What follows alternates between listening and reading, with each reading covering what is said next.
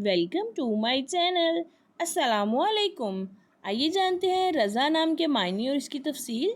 हमारा आज का बेबीज़ बॉयज़ नेम है रज़ा। रज़ा के इंग्लिश में स्पेल्स हैं RAZA रज़ा। ये एक इस्लामिक नेम है और लड़कों के लिए रखा जाता है ये नाम रज़ा।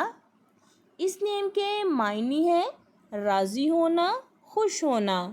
इस नेम की तफसील है रज़ा अली मोहम्मद रज़ा। इस तरह से हम ये नाम रख सकते हैं। आप भी अपने नाम का मायने जानने के लिए कमेंट्स में अपना नाम लिखें और मायने जानिए। एंड अपने नाम की स्पेशल वीडियो बनवाने के लिए भी आप मेरे कमेंट बॉक्स में अपना नाम कमेंट कर सकते हैं।